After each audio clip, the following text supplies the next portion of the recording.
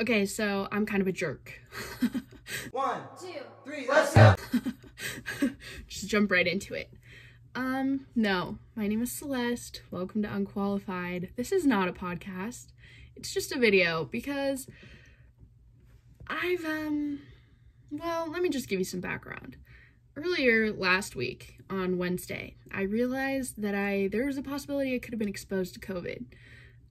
Which was, panic-inducing for a while, and then I had to go get tested, which was not that bad, but, until I received my results, which was this morning, I'm negative. Anyways, until I received my results this morning, it was the best thing for me to do was to stay in my room and self-isolate away from my family, which just gave me a lot of time to reflect, okay? And as I was scrolling through Twitter, which is the best form of self-reflection in my opinion, I saw a headline, which was frankly a little bit jarring, and it said, I don't know what it said. I'll put it in because I don't remember what it said. But it was along the lines of something about Lewis Hamilton's commission to improve diversity in motorsport. And I was like, oh my God, he listened to me. And then I looked at the date and it said June 20th. So for about 2 months, I've been criticizing Lewis Hamilton to do something that he's already done. So that's been good for my mental space. I just feel bad because I was criticizing Lewis Hamilton all of this time and being really mean, kind of. And then I realized, he's been doing it. So, let's turn a new leaf, though, shall we? Today, I thought that you could join me as we do a little deep dive into everything that there is to know about Lewis Hamilton's new commission to improve diversity in motorsport. Join me. Here's how this is going to work, okay? Basically, I'm just going to Google Lewis Hamilton Commission for Diversity. And you and I really are going to compile just everything that there is to know. And then at the end of the video, I'm going to try and summarize it. So if you're like, I don't want to watch you do this, I'll put it in this is where you can skip to. I don't think I'm going to put it there. I'll put it down below. There's nothing's here. Down below is where you can skip to see the summary of everything I learned. But without further ado, let's get it started, shall we? Okay, hello, we're back. My original idea for this video was to literally take you along with me while I did all this research, and then I realized that was super boring and nobody would want to watch that. So basically, I went ahead and I did all of my research based off of 4 different sources, and I summarized it for you, and I'm going to give you the key takeaways. And then at the end of this, after all of this, I made a little summary. And so if you don't want to see me go through each source and mention all of this specific stuff and you just want to skip ahead, feel free to do that. I will not judge. In fact, I'll put the timestamp down below, like I mentioned earlier. But without further ado, let's get into it. I want to mention again that the reason why I'm doing this video is because I've been so hypercritical of Lewis. And in general, I think I've always been hypercritical of Lewis for many reasons, but I've also been very outspoken about, oh, Lewis, why aren't you doing more? Why aren't you funding a diversity and inclusion program?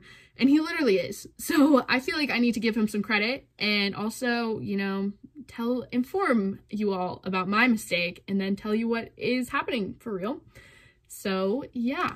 Okay, so let's get into it. My bed is made. It just looks a little rough. I just want to point that out. Okay, so the first source I looked at was, of course, Formula1.com. And I looked at 4 different sources, but I figured a good starting point would be Formula1.com because they are just the hub, and I think that they serve as the main publicist, I guess, of all of these drivers when something happens. So I went to Formula1.com, and this article is from June 20th, 2020. I don't know how I didn't find out about this. Maybe it's because that was I guess that's the day I was supposed to graduate. So that could be why I was a little preoccupied. But I'm glad I'm finding out about it now. The article title is Hamilton to Launch New Commission to Improve Diversity in Motorsport.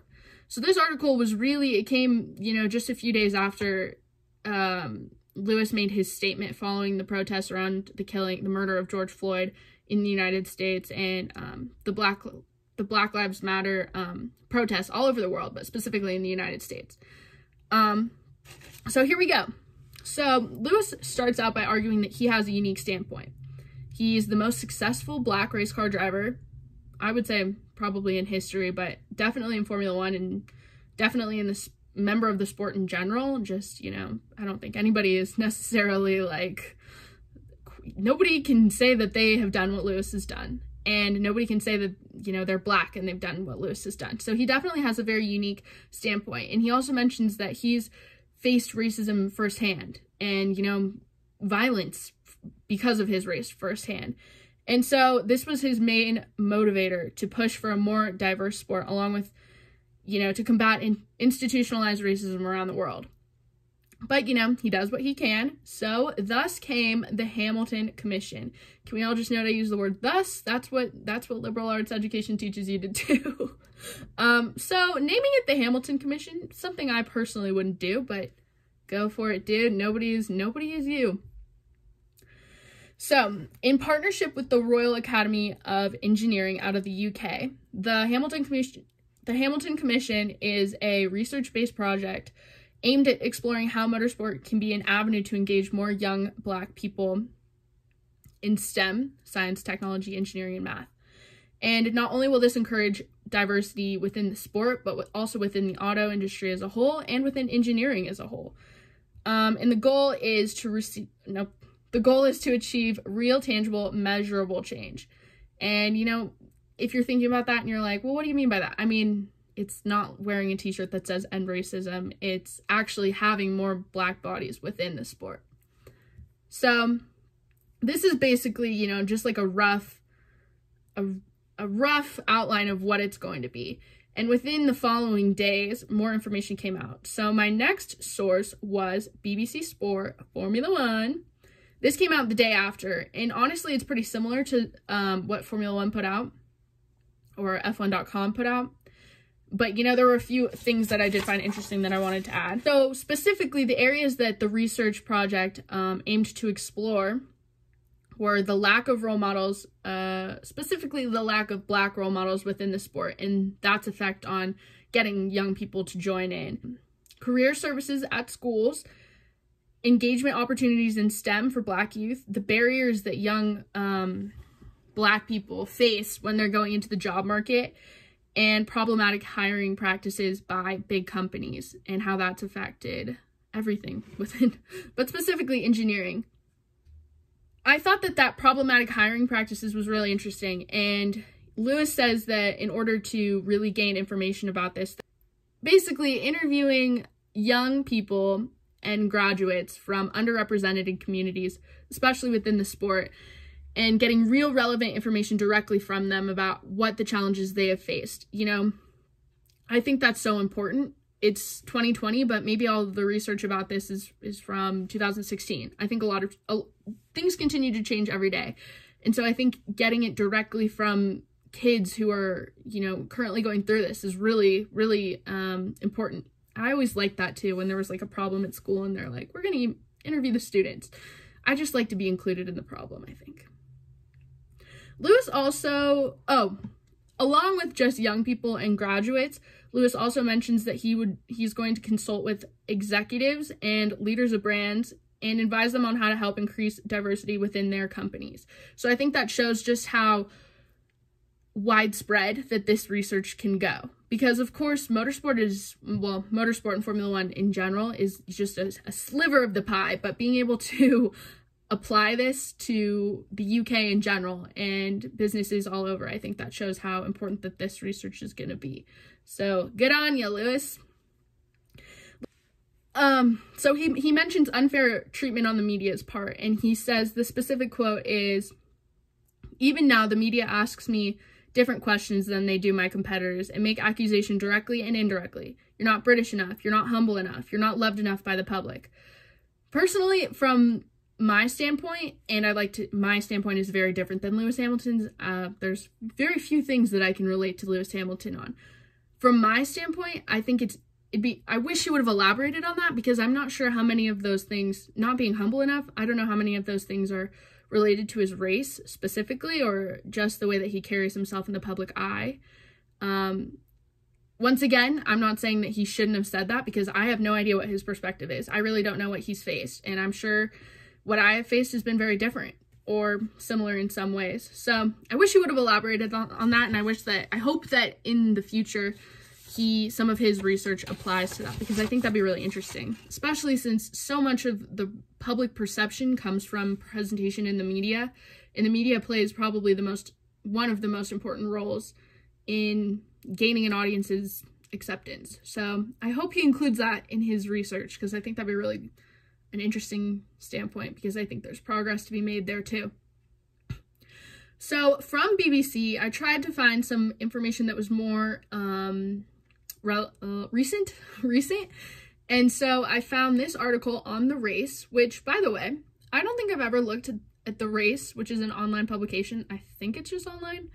They have such a good, satisfying website layout. I'm definitely I apologize if you shifted. It's because my camera fell down and I had to reset it up. As I was saying, I've never looked at The Race before as a source, but really interesting, really good writing too. So this article was published by Scott Mitchell on September 24th, 2020. The headline reads, "Members of Hamilton's Diversity Commission Revealed." Here's what I got out of this. Basically, the commission as a whole met for the first time in September, and they have plans to meet 3 more times. And it mentioned that it's going to run for 9 months. I'm not sure if that means 9 months since June, since it was announced, or 9 months from now, since this was, or 9 months since September, since this was the first meeting. I don't know. I wish I would have figured that out, but I didn't. Hamilton is the co-chair, along with, and I'm so sorry if I say your name wrong, Dr. Hayoun Salim, who is the current Royal Academy of Engineering's chief executive. So the two of them are in charge of this and overseeing all of this. I like that. There are also 14 other members of the board. The most relevant to motorsport, I would say, is former McLaren CEO Martin Whitmarsh, who was the CEO until 2014, I think, and now he works with Formula E, and I think was the CEO when Lewis was racing with them. I'm not sure how the timeline matches up with that. You know, I'm not good with dates. So these 14 members, basically their job is to research, analyze, and apply their research to address the challenges that members of underrepresented communities face, as well as advise on the final actions and recommendations for the team and the sport in general, and more brands. Something interesting that The Race pointed out, before we get into specifically who all of these people are, because I will list them because I think that's important. Something interesting that The Race pointed out is that Mercedes reported only 3% of their workforce identifies as belonging to minority ethnic groups. And 12% of their, why do I know this statistic off the top of my head? We don't know. 12% of their workforce identifies as female. Both minorities. But according to The Race, who reached out to all of the teams, all of the other teams either chose not to report back, or they said that they didn't keep track of those numbers, which to me is really interesting. Because of affirmative action, it's important to keep track of all of those numbers in the United States. I'm not sure how that differs in the UK. That was just, kind of surprising to me that they don't even keep track of that. But interesting nonetheless. So I'm going to go through all of these people and their responsibilities. Of course, I need to point out this is the courtesy of The Race. They summarize all of this. So number 4, and I'm really going to pronounce some names wrong. And if I do, I'm really sorry. I'm just barely illiterate at this point. So number 1, Karen Chohan. She's the lead equality officer with a specialism in race policy for the National Education Union. Of course, I need to mention this is all in the UK. Jeremy Cook is the chief executive of the Black Training and Enterprise Group. Tracy Crouch is the former sports minister of the UK and British Conservative Party politician. Dr. Nikkei, co-founder and chair of the Association for Black and Minority Ethnic Engineers. Professor Alice Gast, who is the president of Imperial College London. Mark Hamlin, the chair of Project 44. Oh God, this one I'm really not going to get right. Dr. Zubida? Nope. Dr. Zubaida? Sorry. Dr. Zubaida Hack. Former interim director of Runnymede Trust. Dr. Anne-Marie Imphidian, co-founder of Sediments and trustee, I definitely said that wrong, I'm sorry, and trustee at the Institute of the Future of Work. George Imphidian, co-founder of Motivi's One World Young Ambassador and Royal Academy of Engineering Scholar. Glenn Lambert, head of School of Construction Science Engineering at College of Haringey, Enfield, and Northeast London. Once again, I'm from California, so if I said this wrong, I'm really sorry. Professor David Mba, it says MBA, so I don't know how you would say that. Pro Vice Chancellor, Research and Enterprise, and Dean of Faculty of Computing, Engineering, and Media at De Montfort University. Izzy Obeng, Managing Director at Foundervine and Non-Executive Director of Capital Enterprise. Cheon Warup, British Member of Parliament and representing Newcastle upon Tyne Central, and also Shadow Minister Digital Science and Technology. And of course, to finish it off, Martin Whitmarsh, former CEO of McLaren Formula One team, member of the Global Advisory Board of Formula E, chair of the Offshore Wind Growth Partnership Limited, and chairman of Bar Technologies Limited. Martin's been busy since Formula One. So that's that. That's all of the up-to-date information I could find on just Lewis's specific, the Hamilton Commission. I would like to note, Formula One has announced that they have launched their own diversity foundation, and I'm going to cover that briefly, but, you know, this video is really about Lewis, so if in the future you would like me to break that down, I would be happy to do that, because this video has been a great distraction from what I should be doing, which is reading Augustine, which, ugh.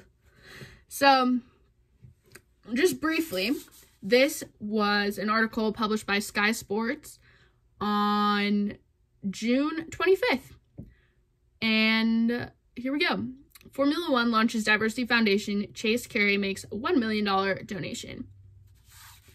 So the goal of Formula One's specific program was to provide internships and apprenticeships for people of underrepresented groups. So they're more, you know, based around the financial aspect of getting people involved in the sport, which I think is great. I live in a capitalist country. And they're going to finance scholarships primarily, but not exclusively. And I think that they're going to find some outside sources too. But this is going to allow more access into careers in the sport. And they also said that they're going to get input from drivers, teams, and external diversity experts, which is always great. I think it's great to consult the teams because the teams are going to be the ones hiring people a lot of the time. This Diversity Foundation is in partnership with the We Race as One initiative. Again, if you'd like me to break down what Formula One has done specifically regarding diversity and inclusion, I would love to do that. Just let me know. And Formula One CEO Chase Carey made a personal contribution of $1 million. Always good to hear. So let's break it down. I think that's basically the basis of my research. So I'm just gonna summarize real quick. To conclude, if you're just joining me again, welcome back. I hope you have a snack. I hope you're relaxed. Maybe you've lit a candle. Here we go. On June 20th, 2020, Hamilton announced that he would be starting the Hamilton Commission in partnership with the Royal Academy of Engineering.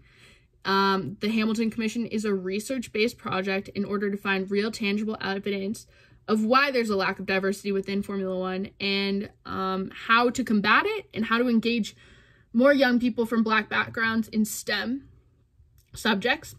In specific, the areas being investigated are the lack of role models, career services at schools, engagement opportunities in STEM for Black youth, barriers, and problematic hiring practices. Hamilton prefaced that he would be working in partnership with several advisors. So he says that he's going to consult with executives, leaders of brand, and advise them on how to increase diversity within their companies and within the sport. I think that's really cool. He also mentioned he's going to be interviewing young people and graduates, which will be getting real relevant information directly from young people who are facing these challenges right now. In September, just a couple days ago, the members of the board were announced and they had their first meeting. This includes heads of motorsport, engineering, schools, colleges, and universities, community/youth groups, as well as major UK political parties. The most notable of these people include Dr. Hayyan Salim, again, if I'm saying that wrong, I'm so sorry, who is the Royal Academy of Engineering's chief executive, and he will also be the co-chair of the Hamilton Commission along with Lewis Hamilton. And Martin Whitmarsh, former CEO of McLaren Formula One team, member of the Global Advisory Board of Formula E. It's important to note, although I didn't really cover it, Formula One also has a diversity and inclusion program in the works. It was announced in June, a couple days after Hamilton's commission was announced, and the goal is more financially based to provide scholarships and apprenticeships within the sport. They're getting input from the drivers and from team members as well as diversity experts. And Formula One CEO Chase Carey made a personal contribution of $1 million already. I mentioned this earlier in the video, but if you're just joining me, I didn't really go into detail about Formula One's specific program because I really wanted to focus on Lewis. I've been so critical of Lewis in the past, and so I wanted to correct my own mistake, and I also wanted to, bring some awareness about what he's doing because I think what he's doing is really good. So this video was more focused around Lewis, but if you would like me to cover what Formula One is doing or what IndyCar is doing or NASCAR's pre-existing diversity and inclusion program, I'd love to do that in another video. Just let me know down below. And I do have some final thoughts. Once again, I'll say it one more time. I have been so harsh on Lewis, just in general. I think I'd love to have somebody to not like, but I've been super critical about Lewis. And just about, little things that he's done, which, you know what, I'm going to work on it because, he's just a guy. Deep down, he's just a guy. And I think that it's easy to watch TV and just think of these people as superheroes. And a lot of the time, you have to be a superhero to be driving as fast as you do. And so I think that a lot of times that gets lost. And, certain drivers to me feel more human. Daniel Ricciardo, for example, feels more human just because he's more relatable, but I think that I don't necessarily relate to Lewis Hamilton. And so I think that I don't necessarily see the human side of him. And so I've been really critical. So I'm sorry, Lewis, for essentially just giving wrong information to my audience of one. That one is my mom. But in case anybody ever sees this, this is my corrections corner. In general, I think it's really cool that Formula One is taking strides to combat racism. And when I say racism, it's not just saying I'm not racist. You have to be actively anti-racist. You got to confront your bias, and I think that's something hard, and it's something Formula One is so elitist that I think it's really cool to see them take strides to build their brand and expand their brand to people of different communities. And I think it's really cool to see, actual tangible evidence of that they're doing something besides just kneeling or not kneeling, but, and wearing t-shirts that say end racism, because, what is that really going to do? I will say it brings awareness to the problem. I'll give them that. I can't wait to see where this goes because I think it'll be really cool just to watch the follow-up, just to watch the path it goes down. 10 years from now, I'd love to revisit this and be like, wow, look at all these things that have happened because of this. And on one final note, because I always have one, I would love to see more women included in this program.